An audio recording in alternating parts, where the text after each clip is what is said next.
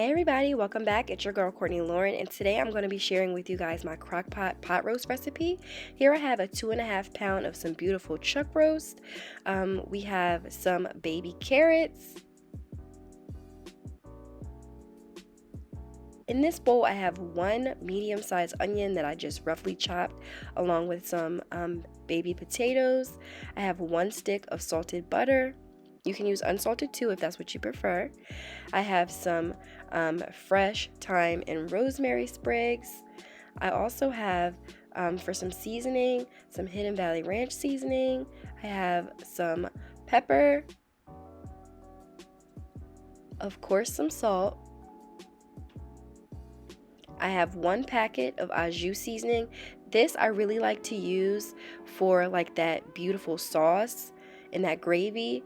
And I have some garlic powder and some beef bouillon. Not pictured on my countertop because it was kind of pushed off to the side and I didn't realize, but I'm also going to be using some beef broth and some garlic cloves as well. Alright guys, so let's get started. Here in my crock pot, I'm going to go ahead and grab that chuck roast. I'm going to set that right at the bottom. And this is a crock pot meal, so everything just goes right in. I'm going to go ahead with my potatoes. I'm going to layer that, and then after the potatoes I'm going to do the onions. You guys can use whatever kind of potato you prefer. I usually go back and forth between the Little Potato Company potatoes, which are the little ones that I have here, and just a regular Yukon Gold. You can use a russet, whatever kind of potato you have is fine. So like I said, I'm going to go ahead and layer up those onions, and then right after I toss all those onions in, I am going to do the carrots. There is no right or wrong order to do this. It is a crock pot meal, so excuse me, you don't have to do one thing before the other. Everything's just going to get dumped into this pot anyway. So yeah, so next I'm going to go in with those carrots. Add as many or as little as you want. I like a lot of carrots in mine, so that's why I'm kind of heavy-handed, but if you like a little bit less, go ahead and add less. Whatever you do is what you prefer. Next, I'm going to grab my rosemary and my thyme, and I'm going to put a nice bunch of each of those in there, and then I'm going to grab that packet of Au Jus seasoning and sprinkle that right on top. Next, I'm going to grab my stick of butter, and you just stick that right in there. Wherever you put it is fine. And then I'm going to grab a little teaspoon and put a teaspoon of my Better Than Beef bouillon. And then I am just sprinkling in my garlic powder. I started seasoning before I realized I forgot to put my garlic, so I'm doubling back, and I'm going to add about 7 or 8 garlic cloves. There is no amount of garlic that is right. Just do whatever the ancestors tell you. I just throw in as many as my heart tells me to. If you want to put a couple, put a couple. If you want to put a lot, put a lot. We are putting them in whole, so they're not going to be too abrasive. Like I said, whatever you like, do that. So after I put my garlic in, I'm going to finish it up with the rest of those seasonings. So I'm going to season it up with some salt and some pepper as well, and then hit it with that Hidden Valley Ranch right at the end.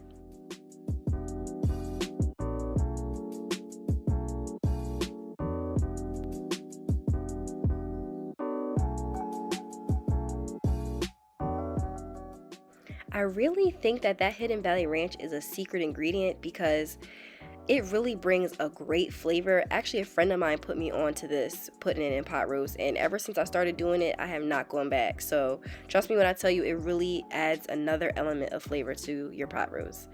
And last but not least, I'm going to go ahead around the perimeter of my crock pot twice with that beef broth just to help that au jus.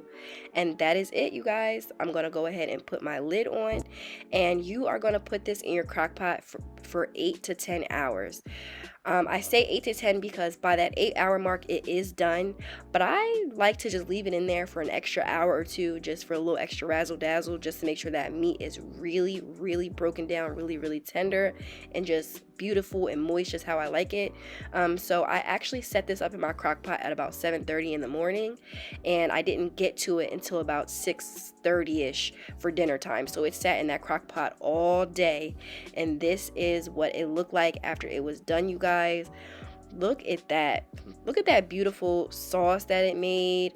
That au jus really helps that thyme and that rosemary really give it that really beautiful flavor. seriously, like, this is the best, especially for winter, that set it and forget it. If you have a long day at work and you just need to make sure food is ready by the time you get home, crock-pot recipes are the way to go. So I'm just gonna go ahead and grab these stems out, any huge twigs or whatever, take those out, and I'm just gonna grab 2 forks and I'm just gonna shred up some of this meat. Look at how that meat is just falling apart, just without me barely even touching it. It's just shredding right apart. That is what you guys want to see. And I promise you, oh my gosh, this is probably in my top 5 winter recipes, I would have to say. I love a roast. It's so easy. I love anything that I can just put together and forget about until later on. So this is really a hit in my household, guys.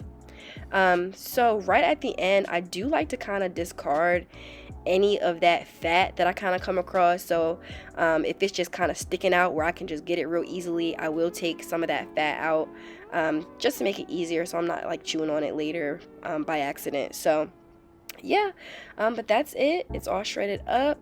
Here's a piece up close and personal. Look how juicy and tender that looks. Oh my goodness. So good, you guys.